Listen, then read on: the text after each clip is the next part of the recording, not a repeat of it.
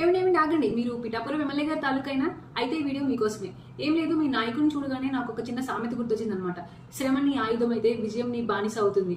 ఈ సామెతకు తగ్గట్టుగానే మీ నాయకుడు శ్రమించారు, అలాగే విజయం ఆయన కాళ్ళ ముందుకు వచ్చి పడింది. ఈ ఈ సందర్భంగా జన సైనికులందరూ విజయోత్సాహంలో ఫుల్గా పండగ చేసుకుంటున్నారు కదా. కానీ నాదొక చిన్న మనవి ఏంటంటే, మన ఆనందం ప్రత్యక్షంగా కానీ పరోక్షంగా కానీ మరొకరికి బాధను కలిగించకూడదు కదా.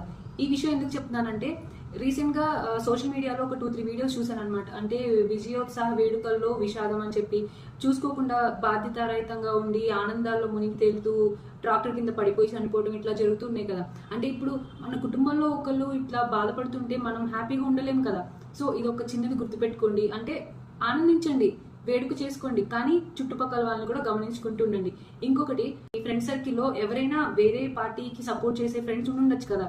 వాళ్ళు ఇప్పుడు గెలవలేదని చెప్పి అది ఏంటి నువ్వు ఇలా, నువ్వు అలా, మా వాళ్ళు ఇలా అని చెప్పి అట్లా గర్వాన్ని అట్లా పెంచుకోవద్దు. ఎందుకంటే మీ నాయకుడే మెన్షన్ చేశారు కదా ఒక మీటింగ్ లో, నాకు ఆ నాయకుడితో ఎలాంటి వ్యక్తిగత కక్షలు లేవు, నాకు అధికారం వచ్చింది కానీ గర్వం రాలేదని. సో ఈ ఒక్క మాట గుర్తుపెట్టుకోండి జన సైనికులందరూ. ఎందుకంటే నిజమైన సైనికుడు ఎప్పుడు తన నాయకుడు వెంటే నడుస్తాడనమాట. నాయకుడు మాట వెనకాలే నడుస్తాడు.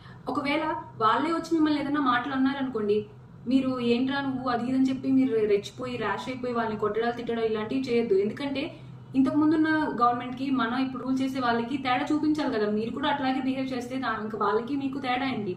మీరు డిఫరెన్స్ చూపించాలి అంటే సామరస్యంగా మెల్లగా చర్చించుకొని మీ ఏమైనా గొడవలు ఉంటే అవన్నీ క్లియర్ చేసుకోండి.